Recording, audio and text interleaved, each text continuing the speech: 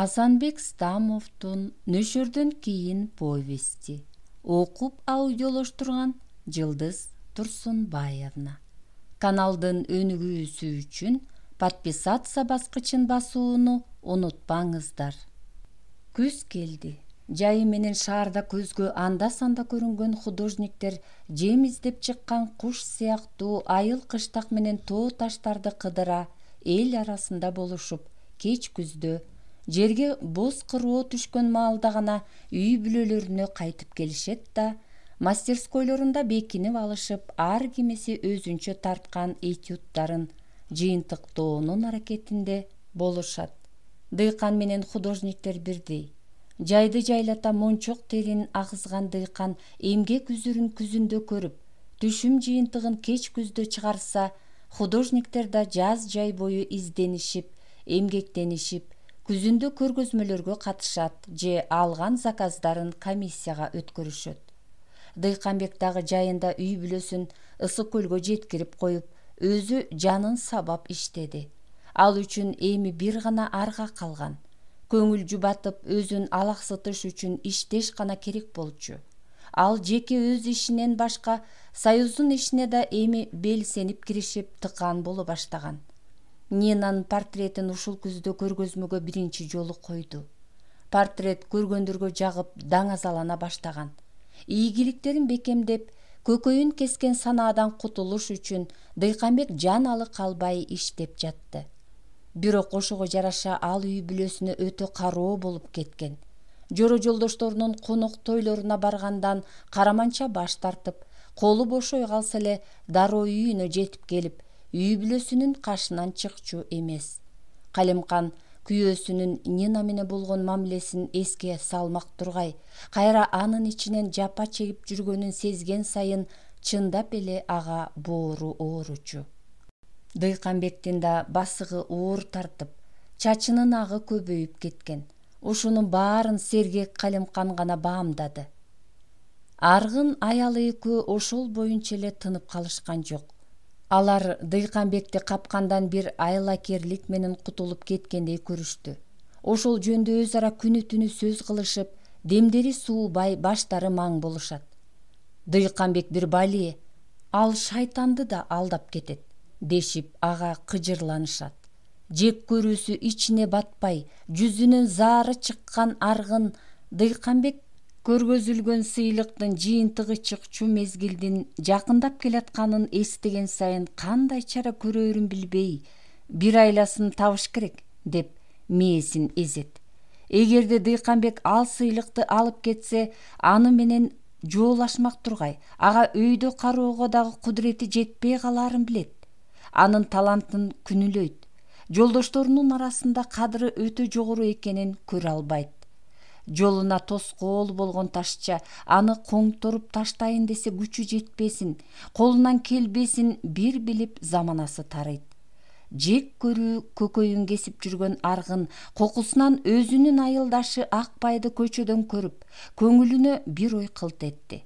Демейде болсо Аргын аны көрмөксөнгө салып кетмек. Бул жолу Акбайды төбөсүнөн тааныган Аргын анын жанына келишин атайын күттү. Акбай анын жыты тууган айылдашы, автобазада шофёр. Анын көп жылдан бери фабрикада иштеген өңдүү түстүү келинчеги боло турган. Ошол келин жогорку советтин депутаты. Сүрөттөрү гезиттин бетине тез-тез чыгып, даңкы таш жарып турган чак эле. Келин депутат болор замат билгич Атүркүл аларды туугансытып үйүнө да чакырган. Акбайдын аялына кароо, аябагандай кызганчаак экенин Аргын билчү. Жакындан бери Дыйканбек ал келиндин портретин тартып жатат деп уккан. Дыйканбек чын эле келиндин иштеген жеринде, ал эмес үйүндө дагы бир нече жолу болгон. Жумушчуга такыр окшобогон бул сулуу келиндин портретин түзүктөп тартыш үчүн дегеле аны өтө жакын билип, ич дүйнөсүн, колдон келсе сырын да тартып көрүш керек эле. Дыйканбек портреттин фотография сыяктуу так, өтө окшош болуусун каалаган жок. Ал келиндин негизги бир ички касиетин билүүгө кызыкты. Ошондуктан ал келинди жандай үйрөнүп жүргөн кези болчу. Иш кандай, баатыр? Деп үнүн өйдө чыгарган Аргын бир чети жигиттин өзүнүн кичүү, даражасы төмөн экендигин баса белгилегиси келди. Рахмат, эптеп жүрүп жатат, жигит муңайым жооп бергенсиди. Эмне, табың жокпу? Аялдар өскөндө байкуш эркектер ушинтип басынып калышат. Аргындын сөзү жигиттин жүрөгүн көзөп кеткенсиди. Өңү башы түктүйгөн Акбай, өкмөт өстүрүп жатса эмне кылабыз, деди. Өкмөттү бетке кармабай, өз аялыңа өзүң ээ бол. Башкар катыныңды. Байтал озуп байге албайт. Биздин тукум тың болчу эле, бу сен кандай? Байке, бу сөзүңүз менен эмне айтмакчысыз? Жигиттин ачуусу көкүрөгүн тиреп калган. Көп капа болбой мен ук, Садагасы. Канткен менен биз тууганбыз. Сага жан тарткандыктан айтып жатам. Биздин угушубузча, ал келин бала өзүн өзү билет дейт. Тизгинин акырын тартып кой. Ошолордун сезин алып ташта. Андай кылыгын биле элекмен. Билсем, кокуй-ай, бала турбайсыңбы? Аялың ойношу менен жетелешип үйүңдүн тегерегинде жүрсө, көзүң сокурбу сенин? Айт, байке, ким ал өзү? Каны башына чыккан Акбай кыпкызыл болуп кетти. Айтса ушул, Садага, жанагы ким эле атының өчкүр десе. Дыйканбек деген биздин художник бар. Ошону менен аялыңды соо эместеп жүрүшөт. Анын мастерской деген жайы мына бу жерде. Ошондон эртели кеч келин чыкпайт дешет. Художниктердин сыры белгилүү го. Аяка бекер чакырышпайт. Аяка өңдүү түстүү гана аялдарды чакырышат. Жигиттин булчуңдар түйүлүп, жаак эттери карышты. Өзүм да шекшип жүргөм. Баса бир курдай үйгө да келиптир, кысталак. Көрсөтөм ага мен. Аялыңа тийбе. Аялда эмне жазык? Даңкыңды чыгарам деп жатса азгырылып кетти да, деп Аргын буурача ууртунан көбүк чачкан жигиттин артынан кыйкырып калды. Айткандай эле ошол күнү кечке жуук Акбай мастерскойунда иштеп отурган Дыйканбектин үстүнө эшик чертпей кирип барды. Дыйканбек ошол кезде жумушчу келиндин чала бүткөн портретин тиктей, аны башка этюдтар менен салыштырып ойлонуп отурган. Эшик ачылганда артына жалт карап өң алеттен кеткен жигитке бүшүркөй карады. Ал саламга келбестен аялынын портретин жерге көтөрүп чаап, буттар менен тебелеп жиберди эле Дыйканбек жигитти жакадан алып: "Сен жинди болдуңбу?" деп эшикке сүйрөдү. Ичиң ачышып атабы? Ойношуңа жан тартып жатасыңбы? Ал келтирип туруп Дыйканбекти ооз талаштыра урду. Дыйканбек жигиттен муну күткөн эмес. Жаны кашайган ал билектен чап кармап жерге көтөрүп урду да желкесинен басты. Жигит душманына мынчалык күчтүү күткөн эмес. "Кое бер дейм, өлтүрөм сени", деди. "Ме, өлтүр", Дыйканбек аны көк кишилиге дагы урду. Жигит очорулган боюнча тура алган жок. Майып болуп калдыбы дегендей аны артына оодарды. Жигит дем алып жатыптыр. Талуу жерге тийгендиктен анын эси ой түшкөн болчу.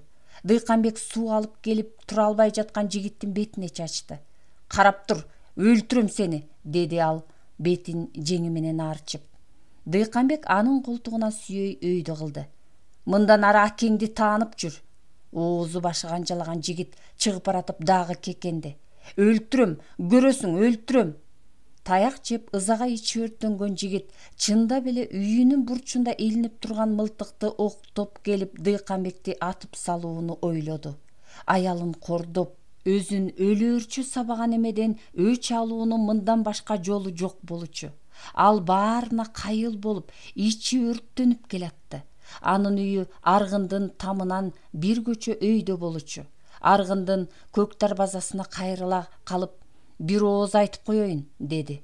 Ал ошол кезде Дыйканбекти атып салып, милицияга өзү бармакчы.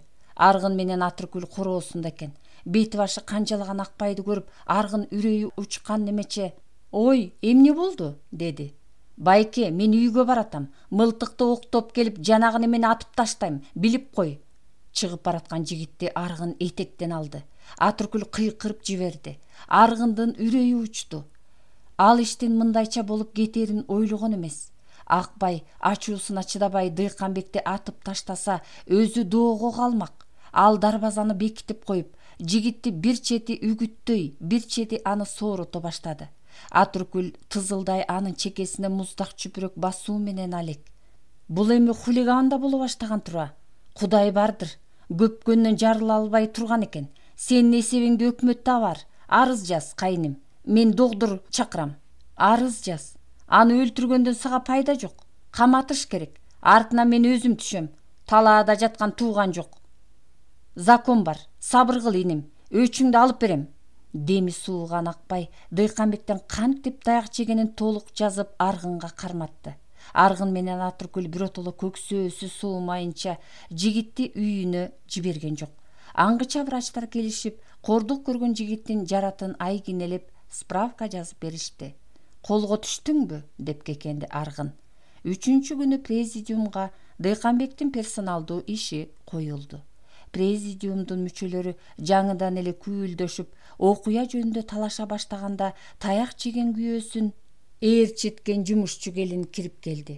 Сүйлөп жаткандардын баары тык токтоп, күйөөсүн ээрчиткен келинге көздөрүн кадашты. Келин тайманбай элди жарып жогору өттү да Аргынды бир карап алып, "Уяты жок" деп ызырынды. "Кана, ушул жердегилердин көзүнчө далилдеп бер. Мен Дыйканбек агай менен кандайча ойнош экенмин? Кандай далилиң бар? Эмне үчүн мына бул эси жокту тукурасың?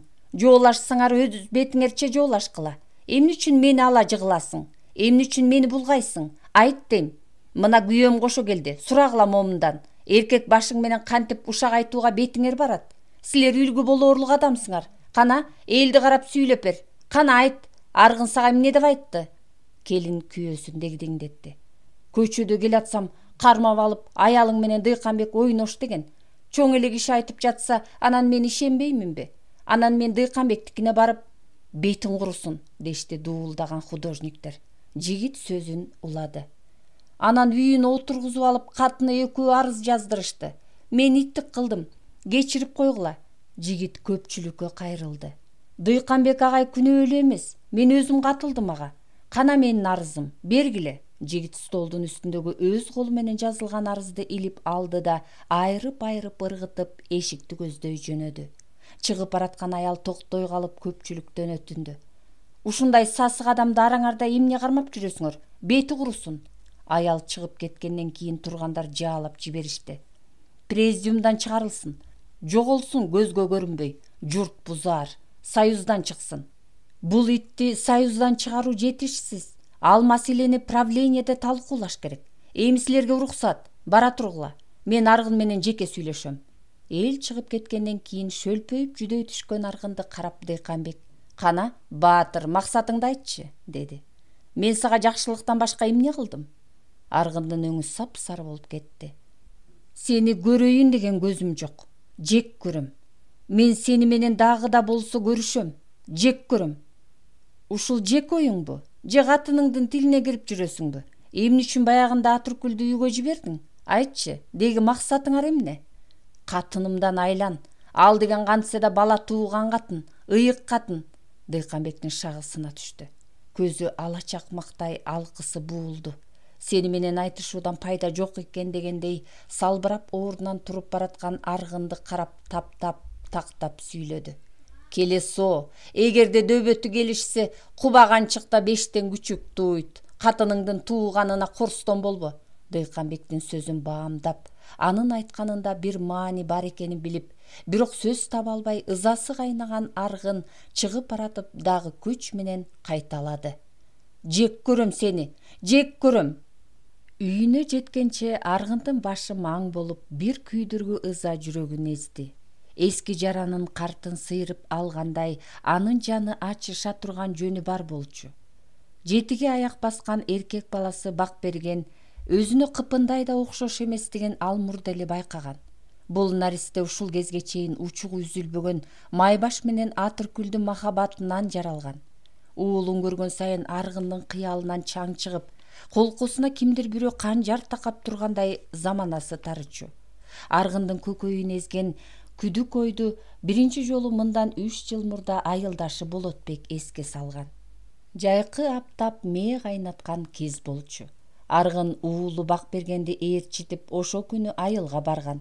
Мурдатан санаасында кек сактап жүргөн Болотбек Аргын экөө арак ичип отурганда жандарына ойноок бак берген жетип келээр замат наристени өңүлө тиктей берип Аргынга тийишти. Катыны экөөнүн курман чыркаганына жини келген ал бир кездеги өчүн Аргындан эми алмакчы болду. Ой, байкуш Аргын, мына бул музооң кимди тартып калган? Өзүңө такыр окшошпойт го? Калк айтса калп айтпайт деген чын тура. Капыр Атыркүл чоочун айылдын букасына сүздүрүп коюптур. Музооң сенден эмес.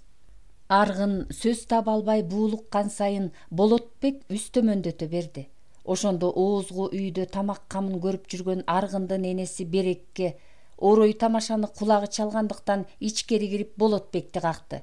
Көп алжыба, кери ооз десе. Тамашанын да жөнү болот. Бука кимдики болсо ошонуку болсун. Музоо өзүбүздүкү эле. Жүрө кой, каралдым, деп кемпир эч нерсе түшүнбөгөн небересин колдон жетеледи. Ошондон бери бул күнөм саноо жүрөгүнө чий болуп, күнөөсүз наристени көкүлүнөн сулоого колу барбай жек көрсө да, Аргын аялына эч нерсе дей алчу эмес. Эмелеги Дыйканбектин айтканы кендирин ого бетер кесип, ызага ичин өрттөдү. Ойлой дагы да болсо Дыйканбектен өч алууну чечти. Болгондо да анын үй бүлөсүнүн өзөгүн күйгүзчү өч алыш керек болчу. Акыры анын ойлоп тапкан айласы бул жолу Калемкандын өмүрүн кыйды. Айсулуу менен Бакберген бир бакчада тарбияланчу. Ата-энелери ынтымактуу кезде алар да чогуу ойноп, ынтымактуу эле.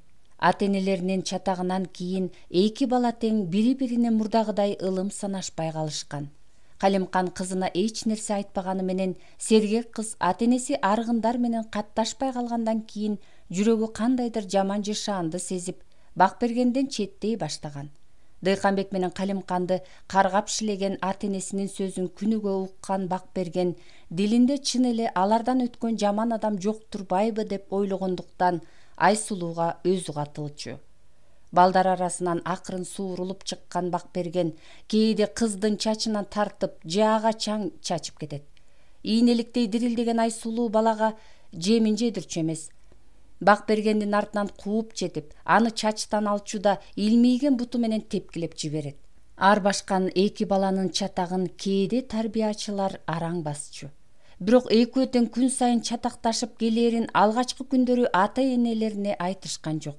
Бир курдай түшкү тамакты ичип жатышканда Айсулуу менен Бакберген дагы чатакташа калды. Тарбиячы ашкана жакка басып кеткенде Бакберген бир кашык чайды Айсулуунун жеп жаткан боткосуна куюп жиберди. Айсулуу кашыгындагы боткону баланын бетине дароо чачты. Эмне кылаар айласын билбей көзүнөн жаш кылгырган бала урайын деп тарбиячыдан коркту да кызга муштум көрсөтүп гана тим болду. Айсулуу да ага муштумун көрсөттү. Тамак жеп болгондон кийин ордунан туруп бараткан Бакберген Айсулуунун жанына келип: "Сенин атаңдын эки катыны бар", деп ата-энесинин оозунан уккан сөзүн кулагына шыбырады. Ыза болгон Айсулуу өз кезегинде баланын ичин күйгүзө турган сөз айтмакчы болуп, качандыр бир кезде үйүндө кулагы чалган сөздүн маанисин түшүнбөсө да Бакбергенге айтып койду. Бул айтылгандар Бакбергенди ыза кылаарына Айсулуу ишенген. Ошондуктан "Сенин атаң ушакчы, анын таланты жок", деди. Бул сөзгө Бакберген аябагандай ыза болду. Чын эле сөздүн маанисин талдоого баланын кудурети жеткен жок. Бирок ызага чыдабаган бала кечинде ээн атасы менен чогуу отурган чакта Айсулуудан укканын айтып салды. "Айсулуу мени аз көрбүт этти. Папаңдын таланты жок", деди. "Сенин талантың бар, папа?"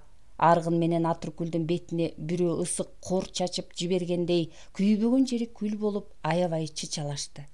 Атыркүл: "Кудай жеткиргир. Карасаң, буларды, үйлөрүндө отуруп алышып бизди шылдың кыла беришет тура, сволочтар десе. Көрөм силерди." Өңү керсары тартып калчылдап Аргын уулун көкүттү. "Эртең барганда сен Айсулууга жетимсиң, сенин ата-энең жок деп айт. Сени багып алган дегин. Макулбу?" Күйөөсүнүн сөзү Атыркүлгө жага бербей калды. Бакбергенди ан сайын демитти. "Ошентип айт, каралдым. Сени багып алган деп айт. Муну угушса чучуктарына чейин сыздасын." Бала ата-энесинен ишенбегендей сурады. "Калп болсо деле айтайынбы?" "Калп эмес, айта бер. Карачы, ал сени кандай сөздөр менен аскарбить этти. Ал айтса болот, сен айтсаң болбойт бекен. Айт, ошентип айт. Ата-энең сени асырап алган дегин." Эртеси эки бала түшкө чейин жолошкон жок. кабак түйүп чукчуңдаган Бакберген кантсе да эн атасы үйрөткөн сөздү ыгын келтирип айта албай Айсулууга улам жакындап, анан тарбиячыны көргөндө кайтып кетип жатты. Бир маалда Айсулуу кыздардан бөлүнүп, өзү жалгыз чоң топ менен ойноп калган экен. Бакберген чуркап барып, кыздын тобун ыргыта тепти. «Дурак!» деди Айсулуу. Мына эми эртеден бери тилин кычыштырган сөздү Бакберген кайталап жиберди. «Сенин ат-энең жок жетимсиң, билесиңби Айсулуу, сени багып алышкан. Дурак!» деп тобун көтөргөн Айсулуу тескери басып кетти. Ал Бакбергендин сөзүнө чычалаган жок. Аны Бакберген өзүн ыза кылыш үчүн гана айтып жатат деп ойлогон.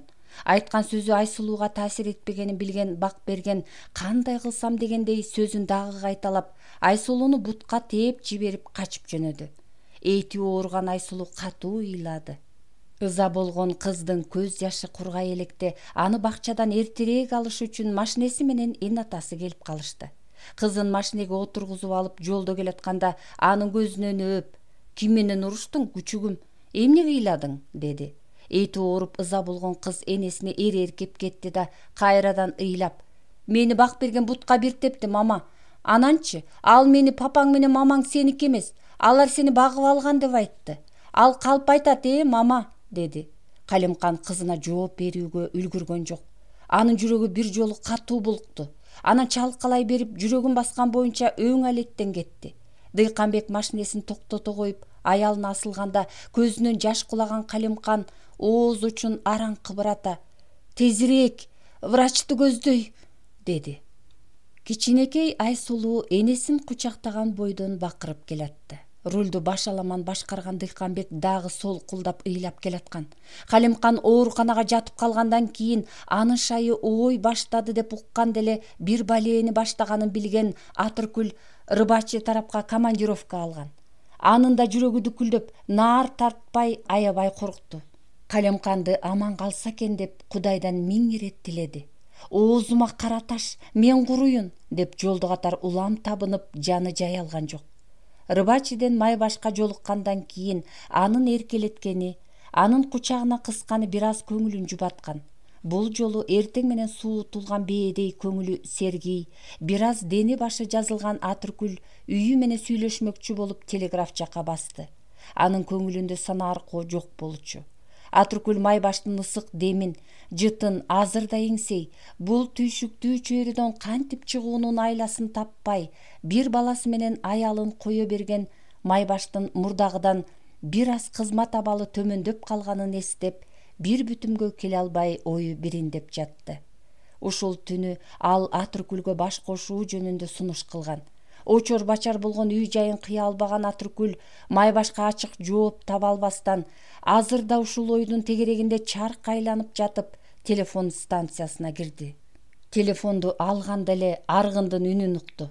Атыркүл адегенде эле бала бакырасын сурабастан: «Калимкандын абалы кандай?» деди эле күйөөсүнүн «Өлүп калды» деген кайдыгер жообун укканда бакырган боюнча телефондун трубкасын ыргытып жиберди. Таксиде келатып ал өзүнүн аңдабаган жоругу менен бир зор трагедиянын бүтүшүнө себепчи болгонун билди. Бул күнөөнү ал эч качан жууй албасын түшүндү. Бул күнөө өлөр өлгөнчө өзүнүн көкүрөгүн эзе берерин билген. Муң канып, ой басып келаткан Атыркүл аргын жөнүндө ойлой, бара-бара анын элеси көз алдынан кетпей койду. Баятан бери ал өзүн канчалык күнөөлөп келатса, эми аргынды ошончолук жек көрө баштады. Адегенде кыялына ушул ой түшкөндө Атыркүл чоочуп кеткен. Азыр болсо канча бир жылдар бою бирге өмүр сүргөн эрин жек көрүүсү улам күч ала берди да, Атыркүл эринин кыял жоругунан бир дагы жакшы сапат тапкан жок.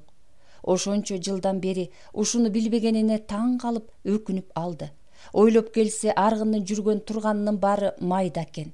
Аргындын эч нерсе арзыбаган жалган даңкына алданып, өмүрүн текке жашап жүргөнүнө ишенген сайын анын көөдөнүн күйүт ого бетер эзе баштады.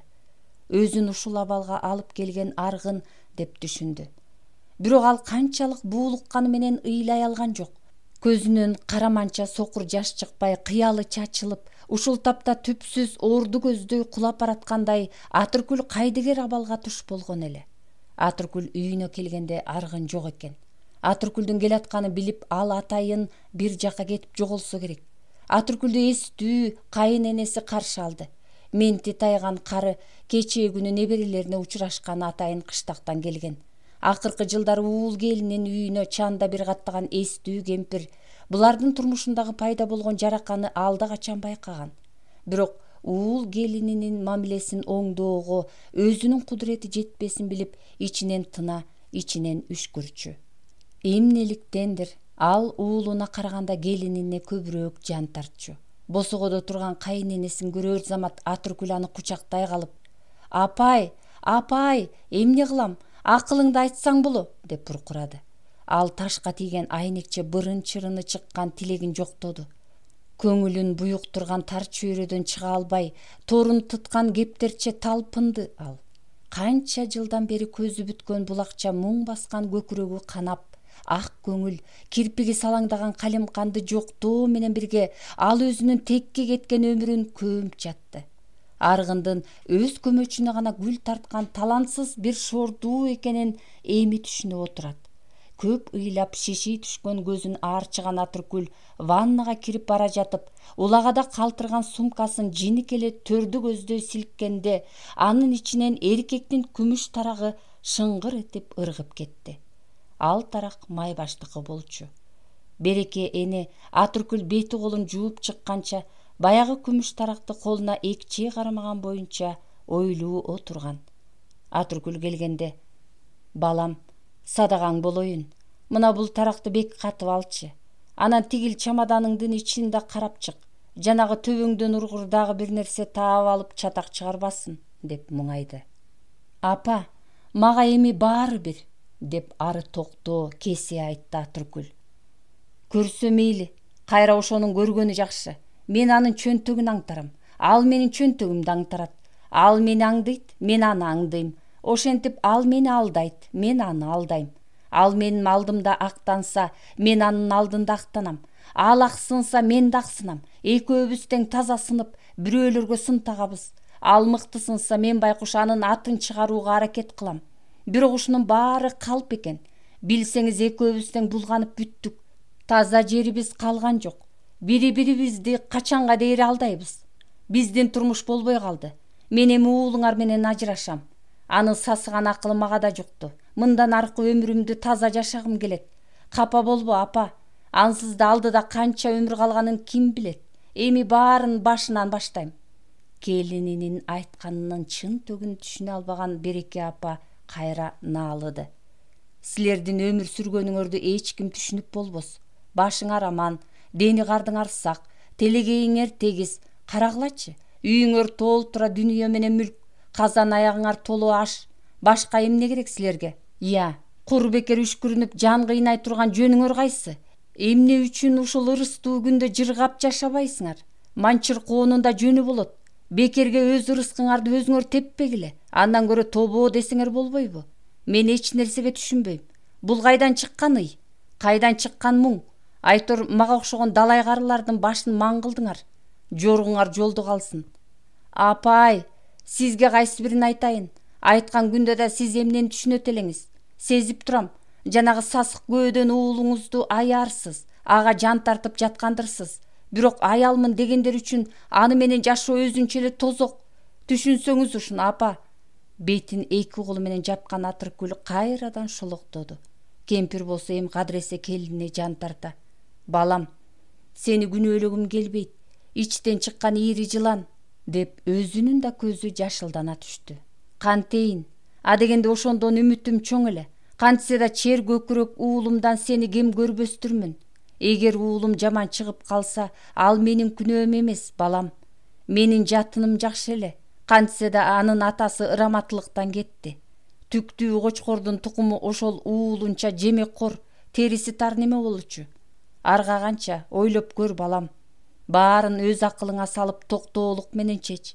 Менин болсо каным калды бир кашык. Этим калды көк жашык. Көрүмдүн четинде илинип турган жанмын. Өзүң айткандай мага да баары бир. Силерди көрүп боорум ооруйт. Же заманыңарга жараша салтыңар да өзгөргөндүр. Сен аялсың, балам. Аял деген баамчыл болот. Мүмкүн айткандарың туурадыр. Береке апа үшкүргөн боюнча тескери басты. Баягы төш ылдый кулаган кара таш өзүнө тоскоол болчу эч нерсе жоктой эрдемсинип келатканда бет алдынан кызыл асканын урчугу кездешкен. Күйүлөнгөн кара таш кызыл урчукту буйтап өтө албасын билди да, акыры тагдыр туш кылгандан кийин аны менен беттешүүдөн башка айла жоктугун көзү жетип, не болсо да деп тобокелге салды. Бирок кызыл таштын толкусу бүтүндөй граниттен турганын ал билген эмес. Ошондуктан кара таш кызыл урчукту байкатпай келип, каптал талаштыра согуп өткөндө анын чети кетиле түшүп, бирок кызыл таштын түбү козголгон жок. Кара таштын өзү таруудай быркырады. Аргын түпкүлүгү кара таш сыяктуу мурт экендигин билбей, өзүн даанышман катары сезип, акыры куру дымак түбүнө жетти да үй бүлөсүнөн ажырап, сүрөтчүлөрдүн чөйрөсүнө батпай шүмшүк болду. Жеке досуна гана эмес, чоочун бирөөгө да күйүт алып келүүгө атайын көмөктөш болгон адамдын өмүрү эч качан бактылуу болбосун, андайлар касына да жек көрүмчү болуп калаарын Аргын ушул кезге чейин түшүнө элек. Анткен себеби ал эч качан аялдын сүйүүсүнө татыктуу болгон эмес. Эгер ал Нина менен Дыйканбектин мамилесинен жалаң гана тескери жорокто көрсө, анысы жалган көңүл жубатуу гана эле. Адатта алкы бузук эркектер бирөөлөргө көп сын тагат. Чындыгында Аргындын өзү бүксүгөн тарпты жештен жийиркенбеген жору сыяктуу, тырмагына илингенден кайра тарпаган катын-поз жан болчу. Карапайым, бирок өзүн сүйгөн адамдын жары болуу аял үчүн чоң бакыт экендигин Атыркүл Майбашка турмушка чыккандан кийин түшүндү. Кеч келген таалайдан өкүнүчтүү эч нерсе болбойт дешет. Бул таалай Атыркүл үчүн да оңойго турган жок. Мындан ары ылайым бактыдан тайба, муң камба, бечара аял. Бүк түшкөн Дыйканбекти телефондун узун гудогу селт эттирди. Жарым түндө бул ким? Деген кыязда ал башын көтөрдү да уктап жаткан кызын кымтылай берип, электрди жандырбастан турган абалында ойлонуп калды. Телефон кайрадан тынбай шыңгырай баштаганда ал айласы курган адамдан бетер трубканы колуна алып унчукпастан тыңшап калды. Алло, Абдиевдин квартирасыбы? Москва сурап жатат. Линияда Москва, деп кыйкырып жатты телефонистка кыз. Дыйканбек камырабастан, "Ооба, Абдиев угуп жатат", деди. Эркектин коңур үнү угулду. Дыйканбек аны менен сүйлөшүп жатканда, "Рахмат, Аркаша", дегенден башка ашык сөз кайтарган жок. Качан гана сүйлөшүп болгондон кийин ал терезенин алдына келип үн чыгарбастан тымызын ыйлап алды. Бул кубанычтын же кайгынын ые экенин Дыйканбектин өзү да билген жок.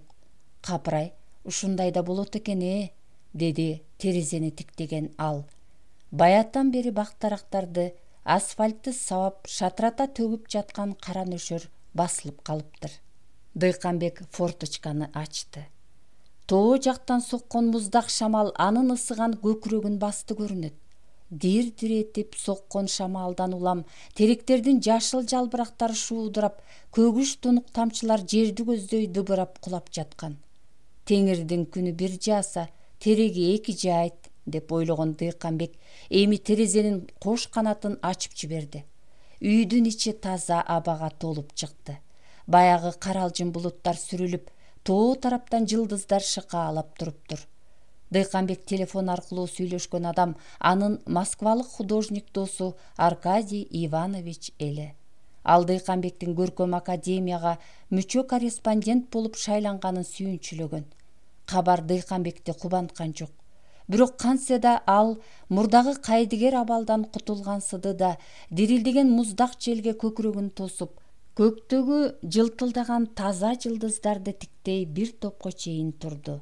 Анан эртең күн ачык болот экен деп болжоду. Ушул жерден ал бир чети кубанып, таң калып жана өкүнүп далды. Дыйканбектин анткен себеби бир учурда Калимкан менен да жазында ушундай кара нөшөрдөн кийин таанышпады беле. Ошол жылкы жаз айы да өтө жаанчыл болгон. Күнү түнү куйган жазгы нөшөр 3-күнү гана басылып, эртеси чайыттай ачылган күн нуру алдында кулпунган жашыл этектерден берки куттуу талаага жыш өскөн кызгалдактар кан чачып таштагандай кызарып жатты. Этюдникчен Дыйканбек кызгалдактуу талааны аралай, көгүш шүйдүрүмдүү жашыл этекти көздөй баратып, кызыл жагуучу балдарды ээрчиткен кызды кууп жеткен болчу. Ал кыз Калемкан эле. Калемкан анда университетти бүтүрүп барып, өз айылында мугалим болуп иштеп жаткан. Ошол жолугушуудан көп өтпөй экөө баш кошту. Калемкан Дыйканбекти чын ниети менен жактырып, анын өнөрүн урматтагандыктан гана ага турмушка чыккан. Калемкан менен бирге өмүр сүргөн жылдары Дыйканбек кимдердин гана портретин тартпады.